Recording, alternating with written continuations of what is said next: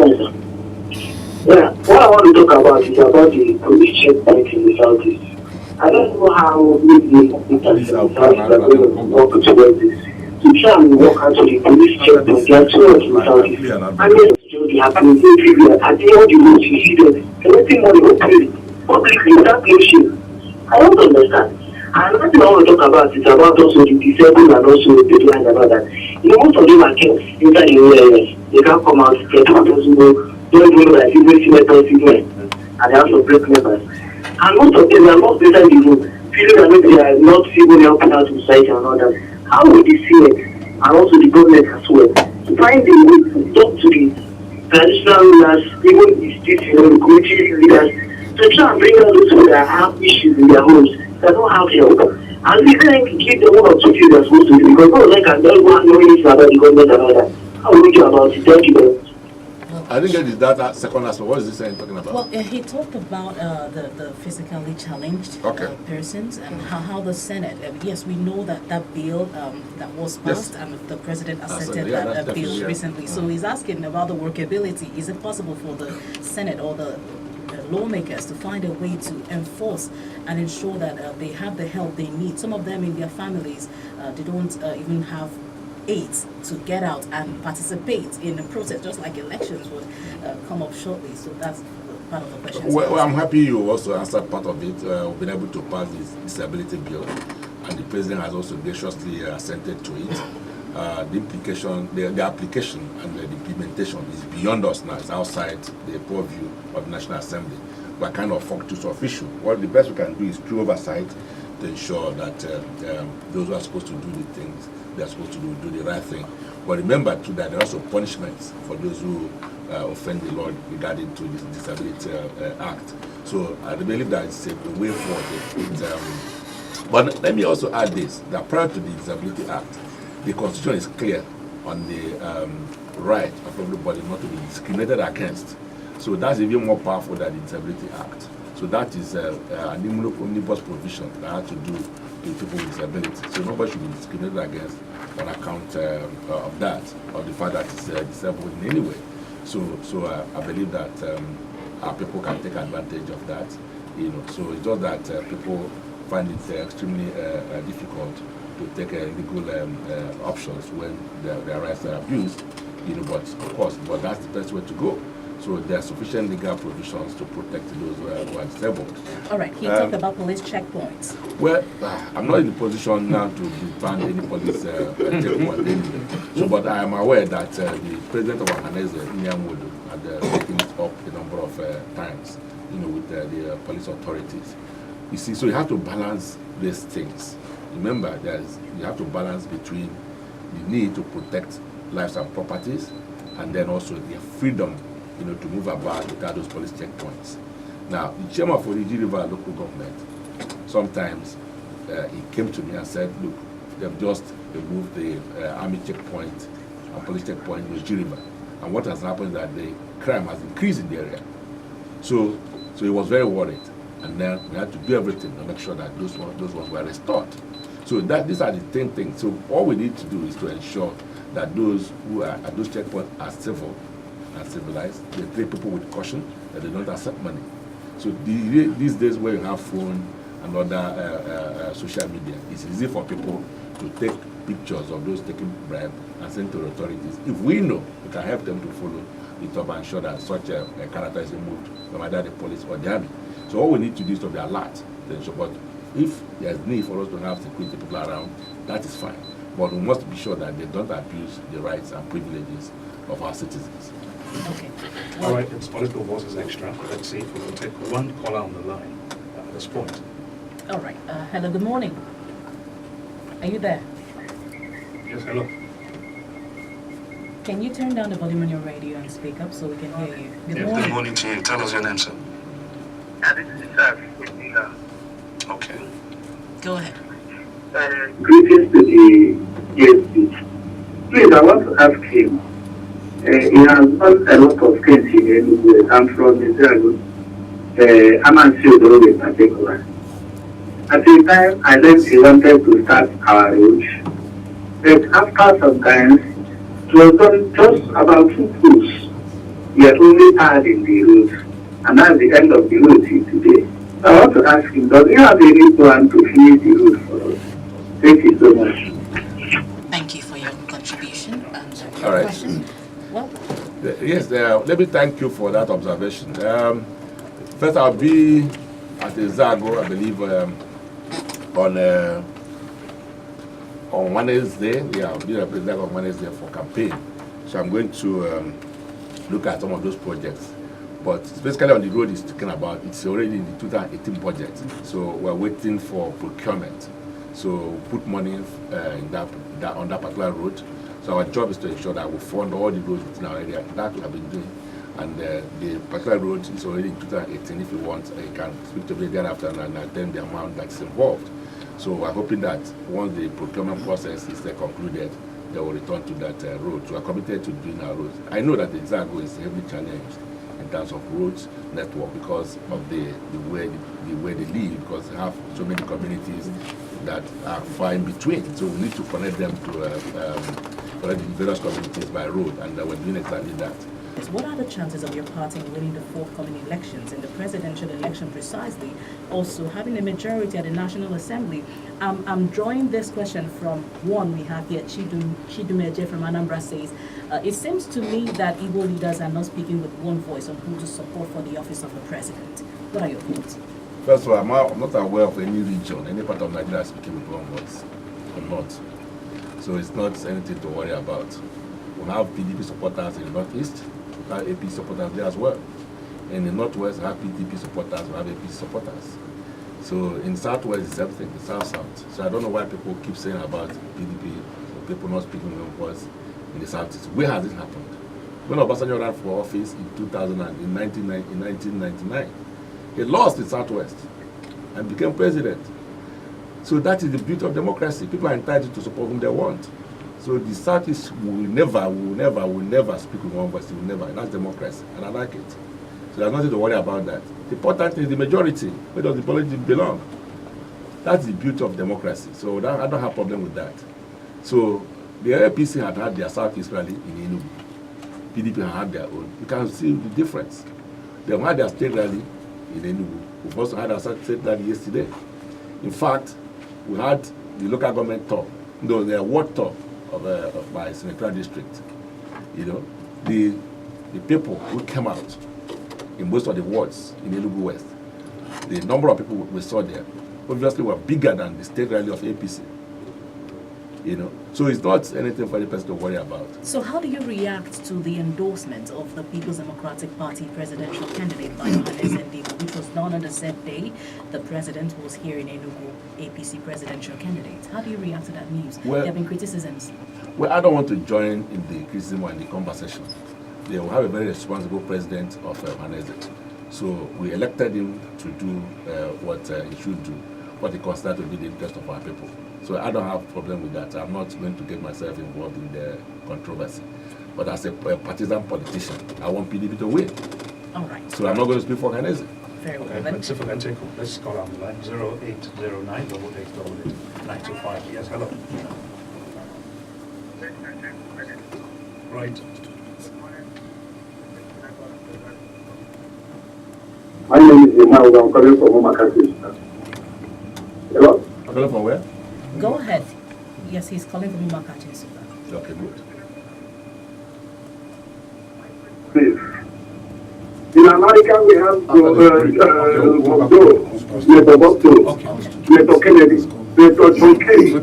All these senators stayed in American Senate for upward of 40 years and above. Yes. And here in Nigeria, the opposition, what they are going against is that you have overstayed. How do you compare Nigeria with America in terms of experience in the House? Thank you. Well, thank you so much, and I'm sure you have all those references to make. Well, those who are saying that I have stayed so much are those who want to take my seat, not the people of Enugu West. The people of Enugu West believe I'm still doing well, and they want me to stay there. As I said, they bought the form this time for me to go back to the Senate. So they want me to be their own John Kennedy. They want me to be their own Senator Byrd. So, and that's the beauty of democracy. Everybody can never agree with you. The truth of the matter that in the course of our campaign, we've gone around the Enugu West, and they want me to continue. And they said that loud and clear. The traditional rulers, town union, students, women, men, youths, so everybody's saying that. So it's very encouraging to me. So those who are saying that they are just in the minority, they are not up to 1% of the people of Enugu West. These are people, they are not saying that we're not doing well. And what people are looking at is somebody who is doing well. So if you say somebody is doing well, but you want it to come out, then what you are saying that you want a learner driver to take you to Abuja when you have somebody who is strong at the steering. So the danger is that learner driver will end up in a pit with you. So look, if you get into the scenario, you don't understand their way, you spend 4 years there trying to find the office, where to locate the office at the end of the plenary. So I don't think Enugu West is prepared for that kind of nonsense. All right. Distinguished Senator, on a certain day last year, among many issues we've seen play out on the floor of the Senate, we heard of the story, we also watched about the Senate invasion where hoodlums carted away with the symbol of authority, the mace. You were presiding on that day, and some were wondering how come you sat and you were trying to make your other senators who were already edgy and trying to run away from the scene, you were calm. And we also saw you display that according to reports from the time an assassination attempt was made on you at the break-in last year. Can you narrate to us what really happened and how you were able to compose yourself at that moment? Well, let me just start by saying I'm a child of destiny, and I put my absolute trust in God. So I don't fear circumstances. I always know that they'll come and they'll go. So nothing worries me. I was presiding, and I saw the hoodlums enter the place. I was about to continue until they meant at disrupting it. So I simply watched what appeared to be a movie unfold. So they took our mess, and then they were armed. So it was worrisome to me that I could harm any of my colleagues. And so they succeeded in it. Of course, there were some kind of level of conspiracy involved. But I don't want to bother myself about that. The important thing that nobody was injured, and I was safe. The issue was for me, for my colleagues, whether to continue the plenary for that day or to stop. And I felt that Nigerians had paid us to work for that day. And we cannot be intimidated out of the chamber because some funny guys came and took our mess. So I simply ordered for refreshment and we'll continue our proceedings. And it was more encouraging when our colleagues from the House of Reps trooped into the Senate to show solidarity to me, myself and my colleagues. And we'll continue our normal business. It would have been stupid for us to have stopped. So I felt the best thing to do in the circumstance to remain calm the nerves of my colleagues. And of course that has to do with experience. And then we continued as if nothing has happened. But it was a very terrifying moment for me because I was worried for my colleagues. But for somebody to move all the way from the first gate of the National Assembly to the second gate into the building, move through all the security checkpoints, and get into the chambers of the Senate, and moved all the way to the seat of the presiding officer, and remove a mess in front of him, and also knows he had to go through all these processes and leave. So it's not something that happened every day. It must be some kind of connivance, that would encourage a human being to take that kind of risk. But it's part of the challenges we face, and that the price we have to pay for leadership.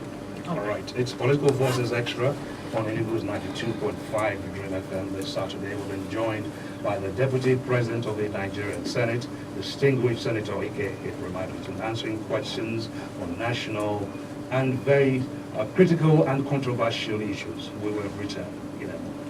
Yes, it's Political Forces Extra on Enugu's 92.5 Dream FM this Saturday. We've been joined by the Deputy President of the Nigerian Senate, Senator Ekweremadu, CFR.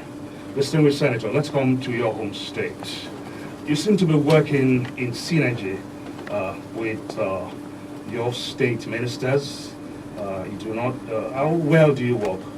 We've seen some ministers in Nigeria who do not work well, with people at that position that you occupy at the moment. Even some of them fail to be on the same page with the different governors of their state. Have you been able to, work cordially with Governor Ifeanyi of your state? Well, let me thank you for this. Ifeanyi is my very good friend. We've known ourselves for many, many years, even prior to politics. When I had my law office at Obi Road, he had his insurance company, to my office. So we've come a long way. And interestingly, our part met more intimately when we left for the National Assembly in 2003, me in the House of Reps and myself in the Senate. And then continued this friendship and mutual respect. And so when he became governor, so I mean, one thing going for him is his humility. The governorship didn't get into his head, so he kept his friends and relationship with people, including my own personal relationship with him. So we have mutual respect for ourselves. I respect him so much as my governor and the chief executive of my state. So we'll consider him as our leader, and I will give him all that respect. In his own part, he understands my office, he understands my position, and also give me my respect. So I think it's been that of mutual respect. So, and I've enjoyed the relationship, you know. So if I have cause to do it again, I will. So I have absolute confidence in him, trust in him, and I will give him my support any day. And he too has been quite supportive of matters concerning me. So he's been a fair-minded human being in terms of distribution of infrastructures. He has been able to take care of all parts of the state in terms of empowerment and appointments and spread it across. He came in with a very better outlook, you know, in terms of spread, you know, and accommodation. And because he was coming from the federal level, I think it made all the difference. So his political outlook was much more better. You know, it was not provincial. You know, so he was seeing things from a more broad perspective. You know, so I admire him as a person. His accomplishments are simply amazing. The disposition of everybody, the entrepreneurs, the women, and everybody. So he's very warm to everybody. So he's a fantastic guy.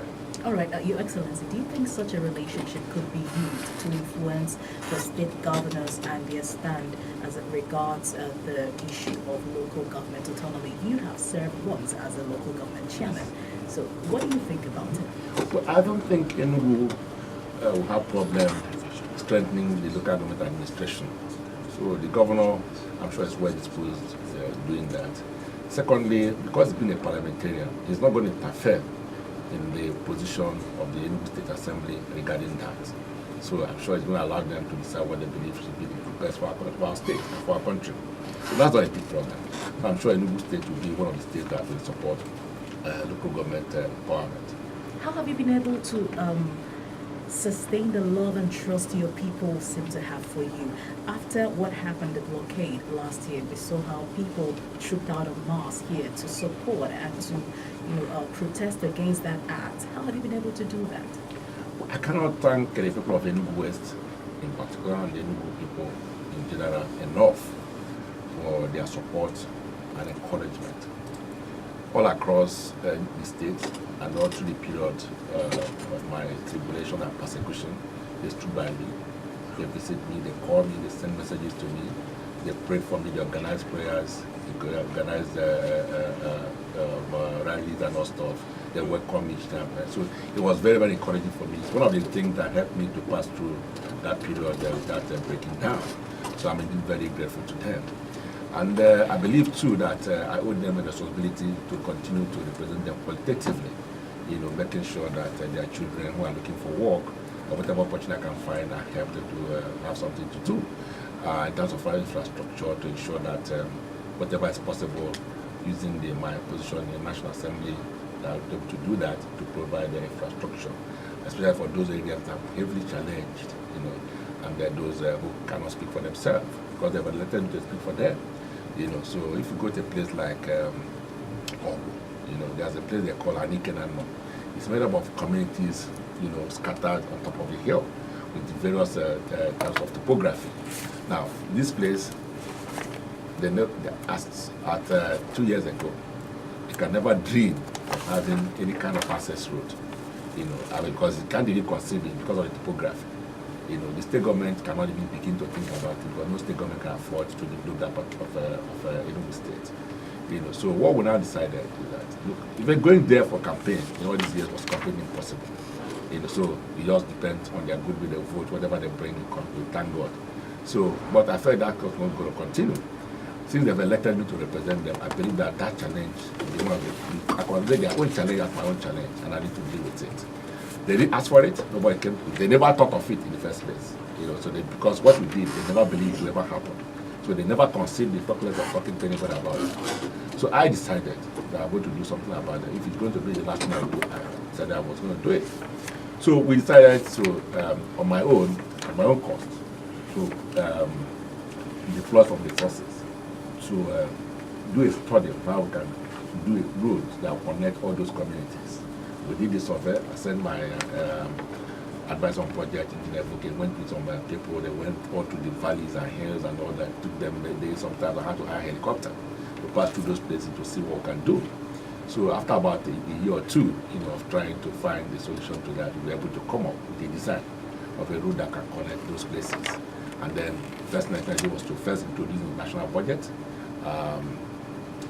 for a design. Already we have a design, so that we want the design to be official. So we got the Federal Minister of Works to design it, and then the following year also pushed for that to be in the budget, and the third year we were able to put it in the budget for construction, and the government graciously awarded it the tune of 15 billion.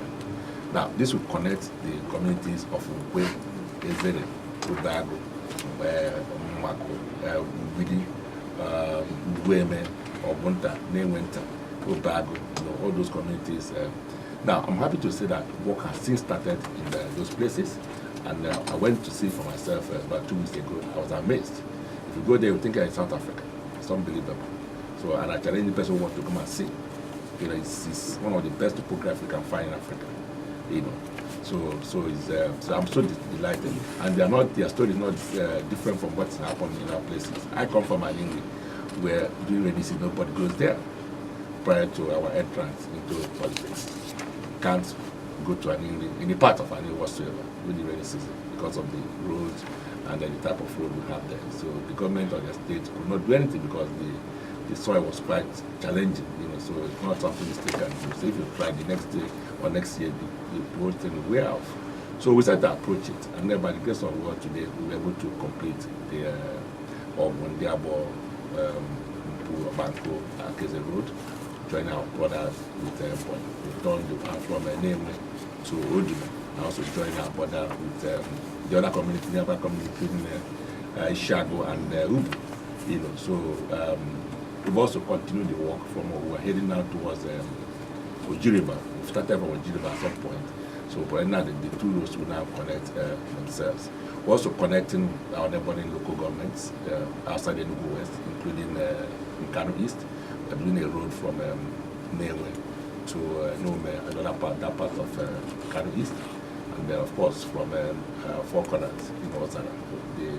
The job awarded to other contractors that go through our up to Abuga Magnet and joining them point, And if you go to Zago, and you see also our footprint there, the whole of the north is now being connected, Alpha, they get the homework and all the Umulumbu. So the work is ongoing. So in the Zago, just to mention the number of roads we are doing there, we're also planning to ensure that the old road that passes from Uwaba through Ujiriba, Abo, all the way to P, will soon be awarded. So we've done our bit. Right. So this story of going the extra mile. Distinguished Senator, let's also ask you this very quickly. Let us into some other major projects and infrastructure that you have been able to attract to your constituency.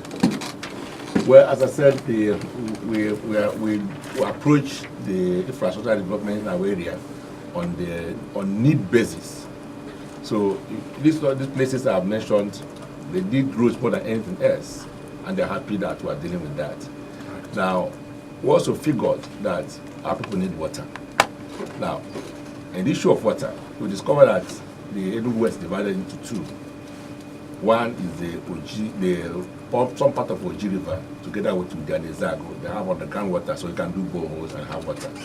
Then the other part of Oji River together with Ogu, and then you can find water underground. So we need to approach the provision of water from those perspectives. So from our brothers in Zago and part of Oji River where we have underground water, our solution is to do boreholes. So over time, we try to attract boreholes in some of the communities. Well, we figured we can do much better than that. So what did we do? We simply went and bought the drilling machine, the rig. So today we have our own rig, it's part of our project, the one we call Water for All in Enugu West. So this is dedicated to those 2 local governments mainly, that is with their desire to provide water for the needy communities, and we've done about 5 within the last 6 months. We're continuing. We're hoping that in the very short future, we're able to provide water to every community in those areas. Then in Aniri, Wawu, and the part of Ojiriba, what we did was to also attract dams. We have one in Igbo that will serve most of all, and another one in Mbo that also serve that part of all. Then there's one at Banco that will serve Aniri, and then the one at Tubo, and probably one at Mbo will also serve part of Ojiriba, where we have also challenge of underground water provision. So that's what we are doing in that respect. We also try to provide skill acquisition centers for our people. Federal government did one skill acquisition center, PT.2, that's 6 in all in Nigeria. So, but we on our own, we decided through our constituency project to do 1 for each of our local governments. So now, because the federal government had not been able to translate that vision into reality of providing the skill acquisition we want in those schools, we now started to make use of those facilities. Today, the one at all, we've turned it into a university. We have the Open University there now. The one at Ojiriba, we turned it into a school for the civil defense. We are discussing with the Federal Ministry of Youth for the one in Igbo, which is the one for youth.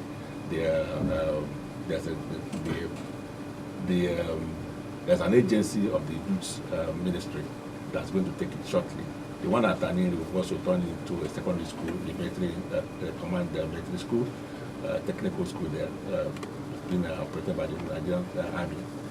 Then the one at Zago, which was disrupted at the time we were doing it by some funny people at the time because of political reasons. We are going to go back to have it completed and put it into use.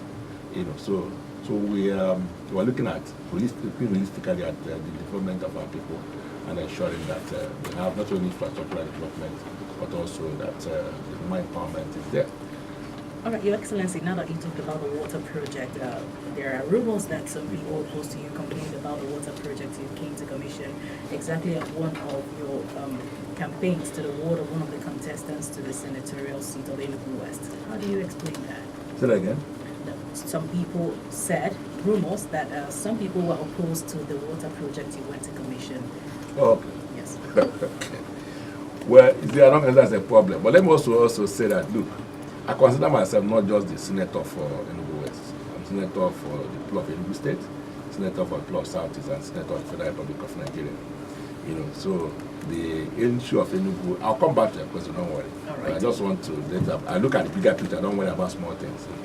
The Enugu airport, prior to my going to the Senate, was just a local airport. So we pursued it up to the then President Yaradua, and then got it approved as an international airport. I personally arranged for Ethiopian Airlines to come into it.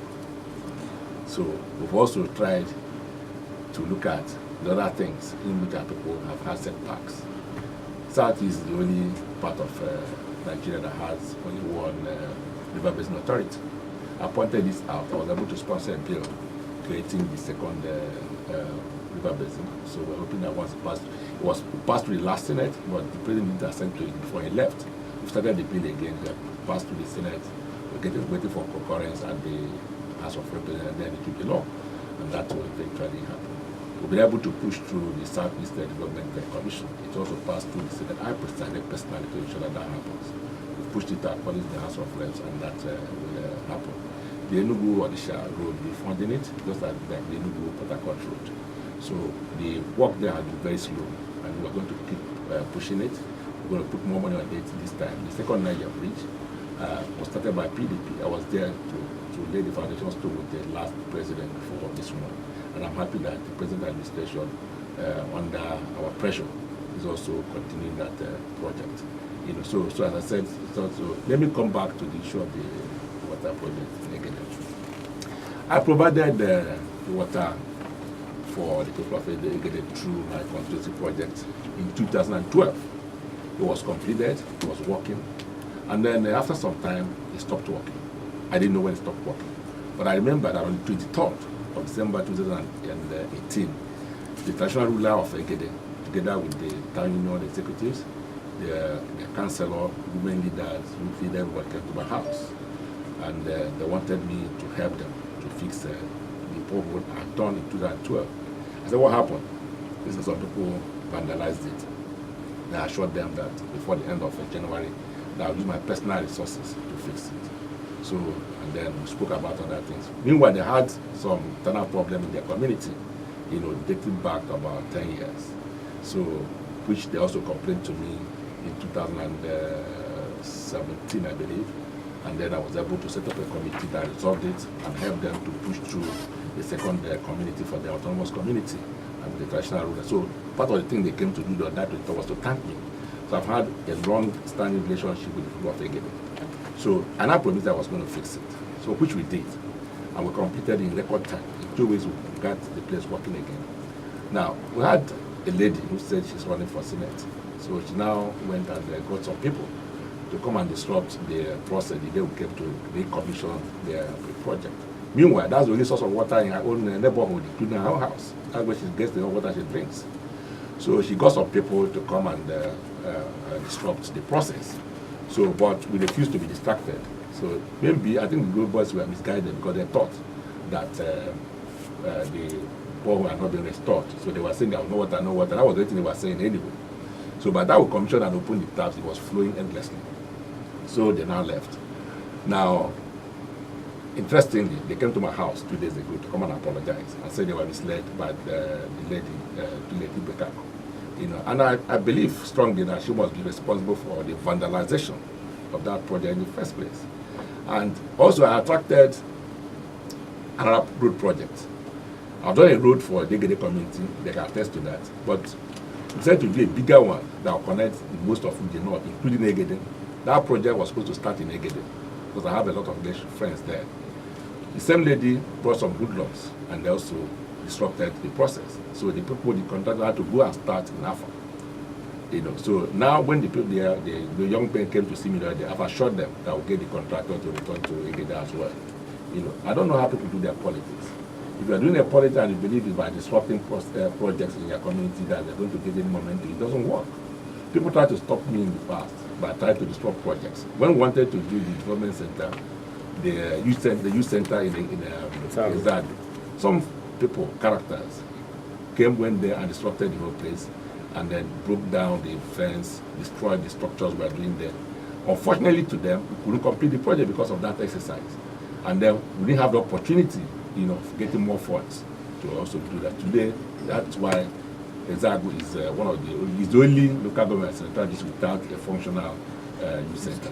So that's terrible. So now this lady is now doing the same part, in Egede. So, but I don't bloody care. The water is back, and our community enjoy the water, so I don't have a problem with that. So, but I must advise politicians not to play politics with the infrastructure, because we are not the only beneficiary. The beneficiary are the people, which we intend to serve. So we must know when to draw the line. So I didn't find it as any embarrassment. I didn't feel embarrassed anyway. So eventually, the program continued. From there, I went to meet their people who were already waiting for me to receive me during the world tour, and I was well received. So, and I'm sure that if the election is today, I'm going to win 90% of all the votes in Egede.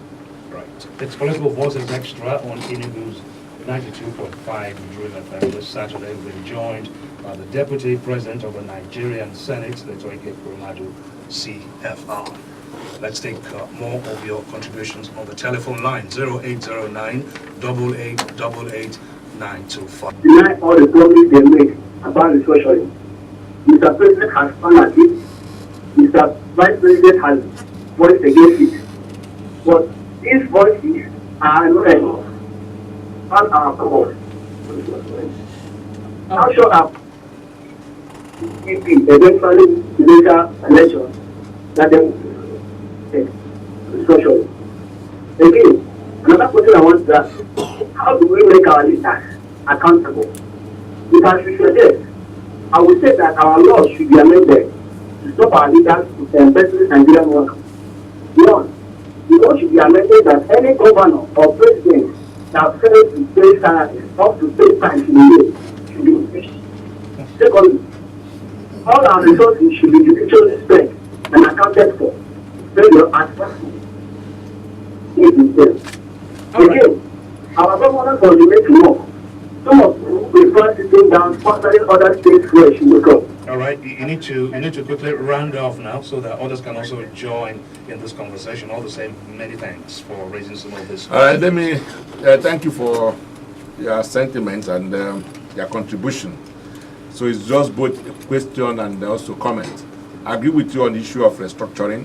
When you talk about restructuring the politicians, I think we also need to restructure the voters too, because the voters also need to learn to vote with their conscience and belief, not because somebody has given them some money. So it is important we restructure ourselves. The country needs restructuring, both physical restructuring, and individual restructuring. So I agree with you entirely on that. We must also learn how to hold our elected officials, and even those who are appointed, hold them accountable, for the promise they've made. Because if someone had made them promises and after 4 years they have not been kept and is coming for another election, either as an individual, as a political party, that's the point. At that point, you need to pay him back, and they'll be able to either pay him back because they had he made the promise, or pay him back by not voting for him because he had not been able to meet the promises he made to the people. So we must learn how to deal with that. And once we do that, I'm sure that we'll be contributing to the development of our nation. So, but I believe that going forward that we've learned our lessons, and so that people don't just get carried away by some promises that appears to some people to be unrealizable. So the opportunity is coming on the 16th of February and 2nd of March for us to be able to show whether we are in support or against people who have made promises in the past and have failed to keep those promises. So there's an opportunity for us to deal with that. On the issue of holding people accountable, impeaching governors because they didn't pay salary, you don't need to make a specific provision in respect of that. Under the Constitution, a governor or a president can be impeached for what we call gross misconduct. And anything can be gross misconduct in the opinion of the parliament. So if we pay to pay salaries in a particular state and the House of Assembly consider that to be gross misconduct, which I believe is also gross misconduct, a governor can be impeached upon that. But sometimes there's no political way to deal with that. And that's why we need to continue to build the capacity of our parliamentarians at that level of parliament, so that they can be able to say no when there's need to say no, and to stand by the truth, at all times. We have this question from the WhatsApp line. When is the Senate going to pass the national minimum wage bill? The clamor for 30,000 naira minimum wage has been on even before this electioneering season. What do you have to say, Your Excellency? Well, as soon as we get back from our brief suspension of plenary, we're going to deal with that. I was privileged to preside the last day we sat, and I referred the matter to a committee, to an ad hoc committee. We brought people from different parts of the country, people with different expertise, so that they can look at the whole issues and be able to engage the public in what we consider to be the appropriate minimum wage, and look at the other provisions. I think in my closing remark, I also pointed out that the committee should also look at the issue of the limitations, on people employing less than 20 people, from benefits from minimum wage. I felt that's absurd because a lot of people will be cut off from the minimum wage bracket, because I can't imagine how many companies and organizations that hire more than 20 persons. So what they are saying is that house help drivers will not benefit because they're under employee. The employees of people who are just have about 4 or 5 people under them. So in that case, they're not under any obligation to respect the minimum wage. So it's something we need to review. I don't want to have an opinion here since we're going to continue the debate. But I think it's something that part of the act needs to be reviewed to ensure that every person in Nigeria should be able to benefit from the minimum wage, whether you are the only employee in an organization or you are many, it does not matter as far as I'm concerned. So we need to find out what happens in other places regarding minimum wage and the application, the general application of people, and then be able to do what I believe should be the best practice all over the world. All right. Just before we take the next call on the line, distinguished Senator, the next elections, the February 16 elections, about 14 days away. How are your campaigns turning out? Very well, been well received. Each place I go, they tell me that I don't need to come, that what we've done has been speaking for us. Right. And they're right, they're quite right, but I can't take people for granted. It's an opportunity for me to go around and thank them for all their support all these years and to assure them that I'm not taking it for granted. I've continued to do my best. I'm the knight for my people, so I'm going to fight for them, and I'll continue to do exactly that. So I need to go and reassure them, not that I can fast it for vote, no. The last 4 elections I won in that zone, I've won, and I can't remember any of my opponents in the past 4 elections, meaning in the world, in the Enugu West. Nobody. So in 2019, they were assured me that nothing will change. We'll win all the wars. 81 wars, 100%. Now let's take more of your contributions on the phone lines. 0902002095 on the Facebook page 925 Dream FM. Hello, good morning. Okay. You can also dial 090-200-2925. Political Voices Extra. We've been joined by Deputy President of the Nigerian Senate, Senator Ekweremadu, CFR. On the Facebook page, we have Brown Musitadima, who says, good morning, Ikoha. Your transparency in Enugu West, transparency with your work in Enugu West, Enugu State, and the Southeast at large is well embraced by all. Though I'm not from Enugu North, Senatorial District, but your good deeds and empowers are felt here. Keep up your good work, he says. Thank you, I appreciate it. We have more of your comments here. Makachika Karicha is talking, but we'll get back to you shortly. We'll get back to you shortly. Okay, and more of your comments here. Barrister Omeja, or Ben Omeja, yes, from Osuka on the WhatsApp line says, good morning, my distinguished senator. I appreciate you for the good works you have been doing in the lives of people, but I want to ask, considering the nature of the Black Africans, don't you think that the elastic tenure of the Senate and the House of Representatives is not healthy for our democracy? America and Britain say don't do that. Or we have in our records in America, have long-serving senators of over 15 years. So you're saying there should be a more level playing field, he says. But bringing you back to what you said, Your Excellency, about the 6-year single tenure and the possibility of also applying that to the parliamentarians. Is that possible? Well, I think the problem here, not because I'm a parliamentarian, I think most of the complaints lies with the tenure of the executive. And that is where most countries have tried to put time limits. In America, it was after, I think, 1948 or so, that they decided to put a time limit when the president then was there for 3 terms and died in office. So they decided to place a 2-term tenure. So most countries of the world, both democracies, whether parliamentary or presidential, have tried to put time limits for the chief executive, either a single term or maybe 2 terms or 5 years or whatever. But there's always a time limit. But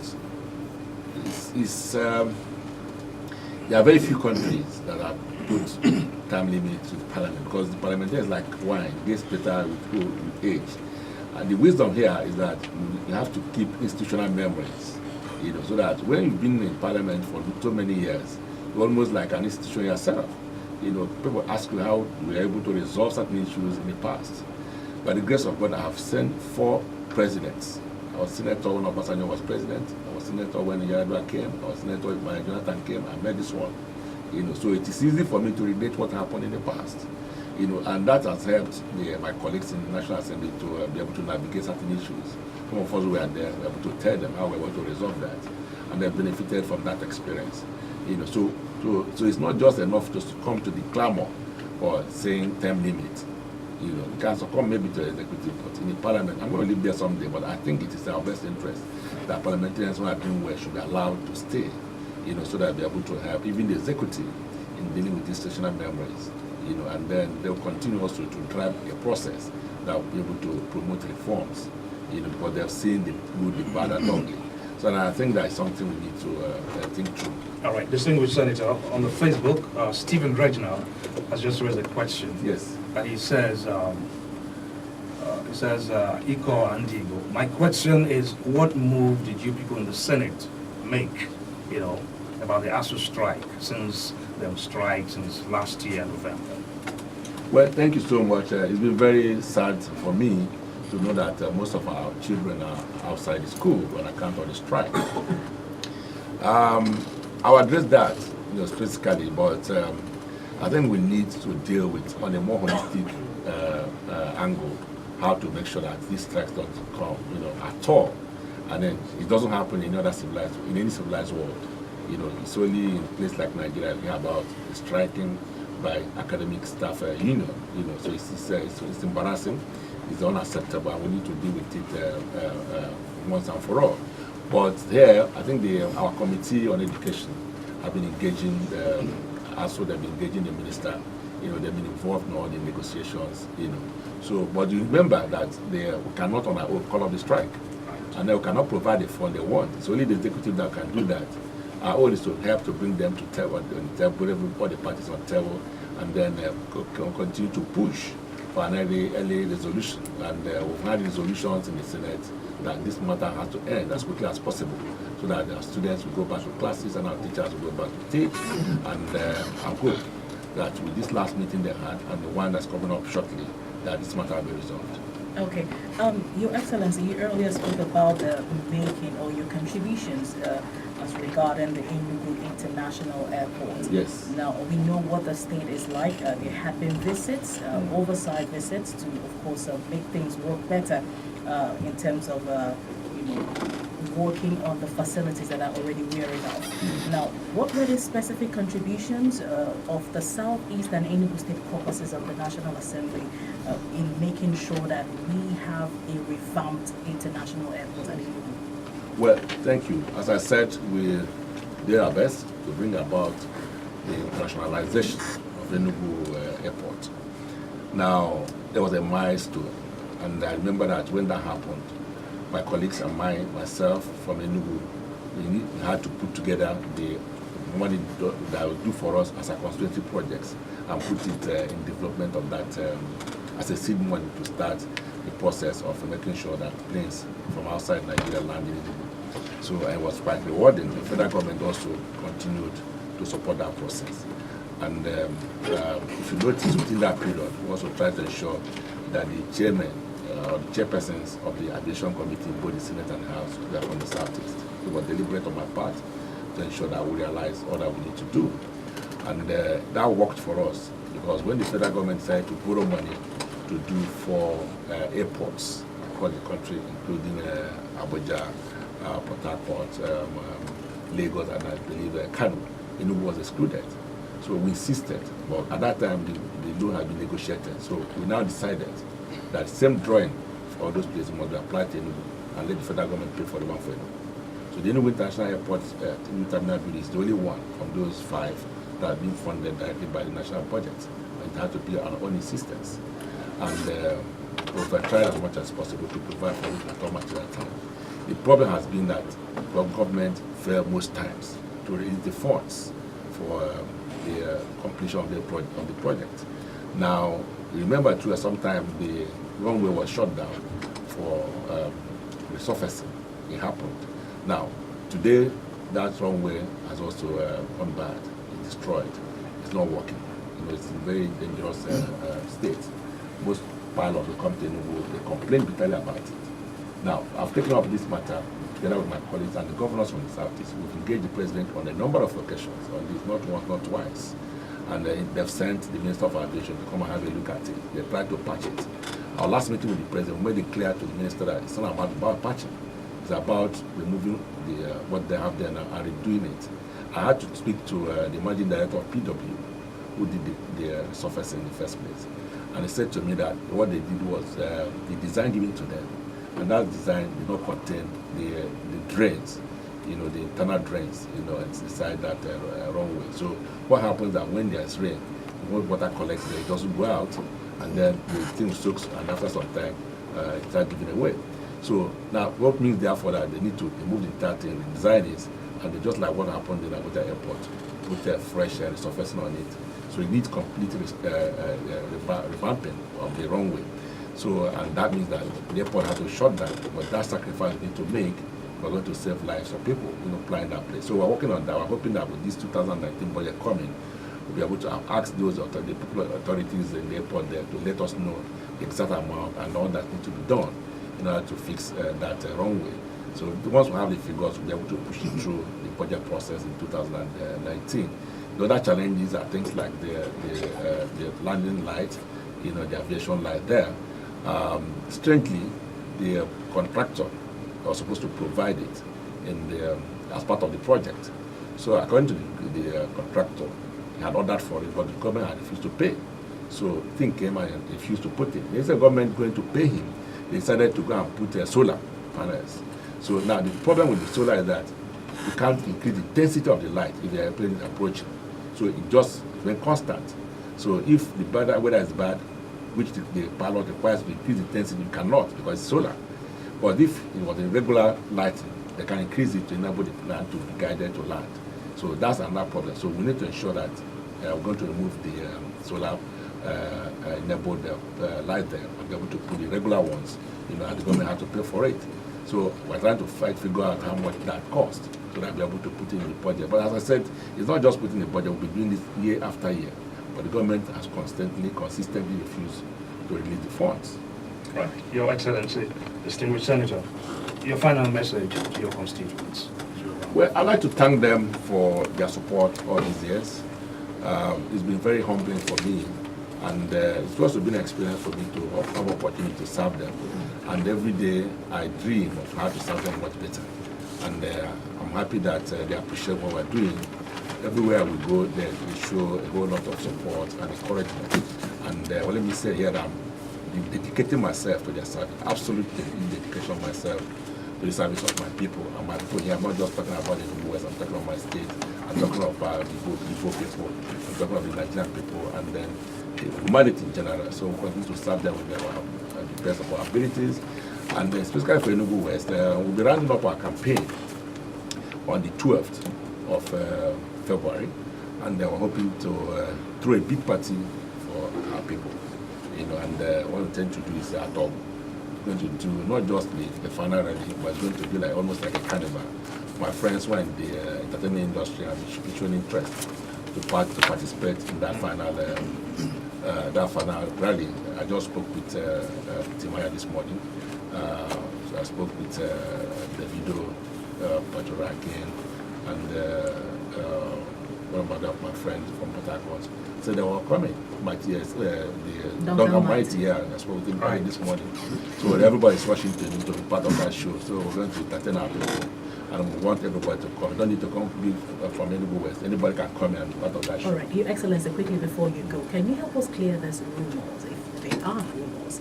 Of course, the national chairman of PDP talked about it yesterday during the rally. He talked about the party ceding 25% of votes cast in the presidential election to the APC. Is that true or not? Does it make sense to you? How do you see that? I don't bring people and then line them up and say vote for P and C on election day. It doesn't add up. I mean, you see the level of ignorance we exhibit in our country. It's totally practicable. Nobody can say, give somebody, what they are saying, they're going to write results. Right. And nobody's going to write results, at least not in 2019. Everybody needs to go and canvass and then ask people to vote for him. There's nothing like allocation of results. I can say that because INEC is ready to do the correct thing. The National Committee are monitoring. They've deployed all kinds of resources to ensure that they monitor the elections. Any person who thinking of reading is wasting his time. It's not going to happen. Right. Distinguished Senator, very quickly as a round-up, sir, your final message to your constituents. Well, I've thanked them again. I want to reiterate that I'm there for them. Very well then. Thank you. All right. So we're joined on this edition of Political Voices Extra by Senator Ekweremadu, Deputy President of the Nigerian Senate, CFR. We've looked at issues from national to its constituents, as well as very controversial issues.